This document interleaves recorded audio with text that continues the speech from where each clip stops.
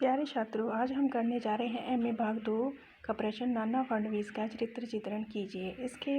इसका जो part A है बच्चों, उसमें मैंने इसके 11 पॉइंट तो कवर कर लिए थे। इसका जो आज 12वां पॉइंट है वो हम करेंगे।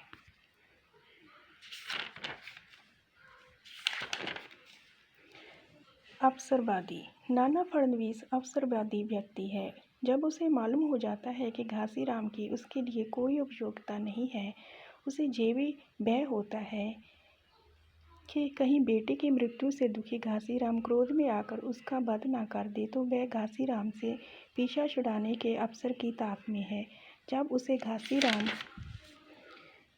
के विरुद्ध 22 ब्राह्मणों की हत्या का मुद्दा मिल जाता है, तो वह इस अवसर को अपने हाथ से नहीं जाने देता। वह ब्राह्मणों की मांग पर तुरंत घासीराम की मौत की सज़ा पर हस्ताक्षर कर देता है। नाना फडणवीस को मालूम है कि किस अवसर पर कौन सी बात करनी है। वह ब्राह्मणों को खुश करने के लिए घासीराम की मृत्यु पर उन्हें बधाई देता है और साथ ही 3 दिन तक सारे शहर में जश्न मनाने का हुक्म भी देता है। नाना की ये सब बातें उसकी अवसरवादी सोच को व्यक्त करती हैं।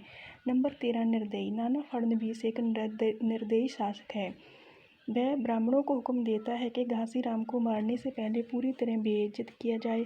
वह ब्राह्मण लोगों से कहता है कि घासीराम के बाल काटकर उसे गंजा करके उसके सिर पर सिंदूर छिड़क दिया जाए, फिर उसे ऊँट पर उल्टा लटकाया जाए, उसका एक पैर बांधकर हाथियों के बीच छोड़ा जाए, फिर उसे सूली पर चढ़ाया जाए। ब्राह्मण पत्थर मार मार कर घासीराम को अधमरा कर देते हैं।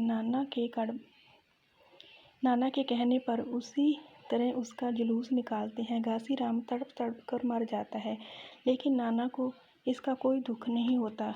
वह निर्दयी बनकर ब्राह्मणों को बधाई देता है, 3 दिन तक जश्न मनाने के लिए कहता है और पुण्य अपनी प्रजा के साथ भोग विलास में डूब जाता है। अंत में कहा जा सकता है कि नाना फडणवीस के चरित्र द्वारा नाटककार ने समाज की ऐसी दशा को प्रस्तुत किया है जो ना तो नई है और ना ही पुरानी, जो ना तो किसी कालखंड से संबंधित है और ना ही किसी भौगोलिक सीमा में बंधी हुई है। नाटककार ने नाना फडणवीस के चरित्र द्वारा एक विशिष्ट मनोवृत्ति के व्यक्ति के चरित्र को उघाड़ने का प्रयास किया है, जो हर काल में हर समाज में मौजूद होते हैं, जो घासीराम जैसे व्यक्तियों को पैदा करते हैं और साथ ही उनका वध भी कर देते हैं।